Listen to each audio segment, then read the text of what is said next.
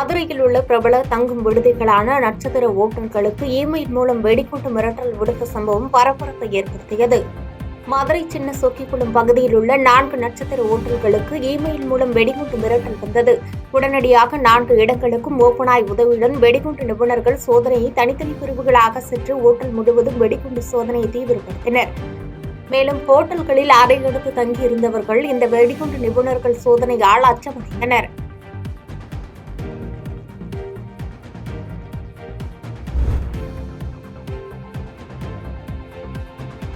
இந்தியாவில் தூய்மை பாரதம் திட்டம் தொடங்கப்பட்டு இன்றுடன் 11 ஆண்டுகள் ஆகிறது. இதனை கொண்டாடும் வகையில் மயிலாடுதுறை மாவட்டம் மயிலாடுதுறையில் தூய்மை இந்தியா திட்ட மாவட்ட ஒருங்கிணைப்பாளர் மோடி கண்ணன் தலைமையில் பாரதிய ஜனதா கட்சியினர் இன்று தூய்மை பணியில் ஈடுபட்டனர்.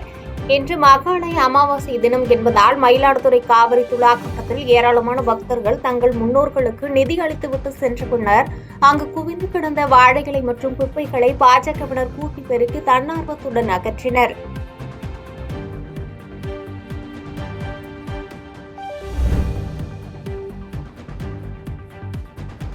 சீர்காழியில் தமிழ்நாடு காவிரி விவசாயிகள் சங்கம் சார்பில் பயிர் காப்பீட்டுத் தொகை வழங்காத மத்திய மாநில அரசுகளை கண்டித்து சாலை மறியல் செய்த 100க்கும் மேற்பட்ட விவசாயிகள் கைது செய்யப்பட்டனர்.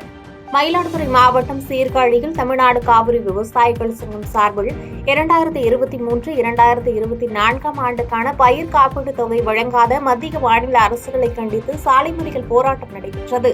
சங்கத்தின் தஞ்சை மண்டல ஒருங்கிணைப்பு குழு தலைவர் சீனிவாசன் தலைமையில் நடைபெற்ற சாலை மறியல் போராட்டத்தில் திரளான விவசாயிகள் பங்கேற்று உண்மைக்கு புறம்பான காப்பீடு இழப்பிற்கான அரசாணையை ரத்து செய்திட வேண்டும், தனியார் காப்பீடு நிறுவனங்களை அனுமதிக்கக்கூடாது உள்ளிட்ட பல்வேறு கோரிக்கைகளை வலியுறுத்தி புதிய பேருந்து நிலையத்திலிருந்து கோட்டாட்சியர் அலுவலகம் அமைந்துள்ள நெடுஞ்சாலை வரை பேரணியாக வந்த விவசாயிகள் சீர்காழி மயிலாடுதுறை பிரதான சாலையில் அமர்ந்து சாலை மறியல் போராட்டத்தில் ஈடுபட்டனர். சாலை மறியலில் ஈடுபட்ட 100க்கும் மேற்பட்ட விவசாயிகளை சீர்காழி போலீசார் கைது செய்து தனியார் திருமண மண்டபத்திற்கு அழைத்து சென்றனர். இதனால் அப்பகுதியில் போக்குவரத்து பாதிப்பு ஏற்பட்டது.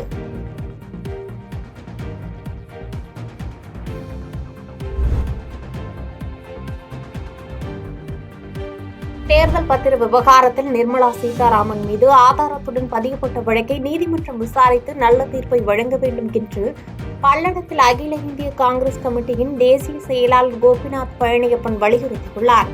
காந்தி ஜெயந்தி கர்மவீரர் காமராஜர் நினைவு நாள் லால் பகதூர் சாஸ்திரி பிறந்தநாளை முன்னிட்டு இன்று பல்லடத்தில் திருப்பூர் வடக்கு மாவட்ட காங்கிரஸ் கமிட்டி சார்பில் வெறுப்புணர்வுக்கு எதிரான விழிப்புணர்வு பாத யாத்திரை நடைபெற்றது.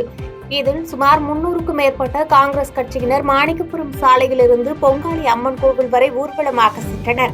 இதன் தொடர்ச்சியாக காந்தியடிகள், கர்மவீரர் காமராஜர், லால் பகதூர் சாஸ்திரி மற்றும் நடிகர் சிவாஜி கணேசன் ஆகியோரின் திருவுருவப் படங்களுக்கு மலர்தூவி மரியாதை செலுத்தினர். நிகழ்வின் இறுதியில் செய்தியாளர்களை சந்தித்த அகில இந்திய காங்கிரஸ் கமிட்டியின் தேசிய செயலாளரும் திருப்பூர் வடக்கு மாவட்ட தலைவருமான கோபிநாத், தேர்தல் பத்திர விவகாரத்தில் ஆதாரத்தோடு நிதியமைச்சர் நிர்மலா சீதாராமன் மற்றும் அமலாக்கத்துறை மீது வழக்கு பதிவு செய்யப்பட்டுள்ளது. கர்நாடக உயர்நீதிமன்றம் இந்த வழக்கை விசாரிக்க தடை விதித்துள்ள நிலையில் இந்த வழக்கை விசாரித்து உரிய தண்டனை வழங்க வேண்டும் என கோரிக்கை வைத்தார். அதாவது நாட்டினுடைய 4 தூண்கள் பத்திரிகை, நீதிமன்றம், அரசியலமைப்பு இப்படி செயல்படுகின்ற நேரத்திலே எங்கள் தலைவர் ஒரு தேர்தல் பிரச்சாரத்திலே பேசியதை குஜராத் நீதிமன்றத்திலே ஒருதலைபட்சமாக ஒரு தீர்ப்பை வழங்கினார்கள். ஆனால் கர்நாடகாவிலே அந்த நிதியமைச்சர் மேலே தொடுக்கப்பட்ட அந்த வழக்கானது ஆதாரத்துடன் தொடுக்கப்பட்ட வழக்கு. கோர்ட் இடைக்கால தடை விதித்தாலும் அந்த வழக்கினுடைய நியாயம் கருதி கண்டிப்பாக அந்த அம்மையாருக்கு நல்லதொரு தண்டனையை கண்டிப்பாக கிடைக்கப்பெறும் என்பதை இந்த நேரத்தில் தெரிவித்துக் கொள்கிறேன்.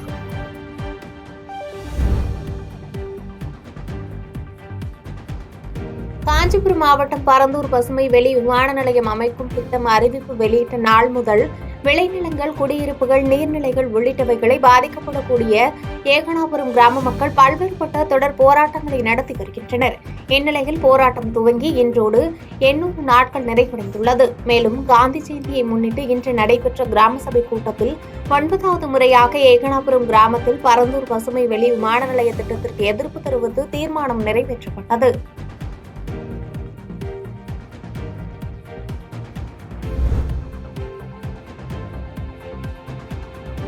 திண்டுக்கல் மாவட்டம் பழனி அருகே ஐயம்பாளையம் ஊராட்சியில் காந்தி ஜெயந்தியை முன்னிட்டு கிராம சபை கூட்டம் துணை சுகாதார நிலைய வளாகத்தில் நடைபெற்றது. பழனி சட்டமன்ற உறுப்பினர் IB செந்தில்குமார் தலைமையில் நடைபெற்ற கிராம சபை கூட்டத்தில் கால்நடைத்துறை, கல்வித்துறை, சுகாதாரத்துறை, காவல்துறை உள்ளிட்ட அனைத்து துறை அதிகாரிகளும் கலந்து கொண்டு தங்கள் துறை ரீதியான அரசு நலத்திட்டங்கள் குறித்து பொதுமக்களுக்கு எடுத்துரைத்தனர். பின்னர் பொதுமக்களிடமிருந்து மனுக்கள் பெறப்பட்டன. இந்த கிராம சபை கூட்டத்தில் சாராட்சியர் கிஷான்குமார், ஊராட்சி ஒன்றிய தலைவர் ஈஸ்வரி கருப்புசாமி, ஊராட்சி மன்ற தலைவர் உள்ளிட்டோர் கலந்து கொண்டனர்.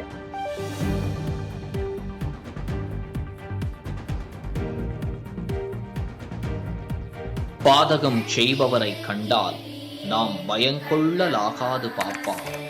மோதி மிதித்து விடு பாப்பா, அவர் முகத்தில் உமிழ்ந்து விடு பாப்பா. அண்மை செய்திகளை உடனுக்குடன் தெரிந்து கொள்ள இணைந்திருங்கள் இயம்நாடு தொலைக்காட்சியுடன்.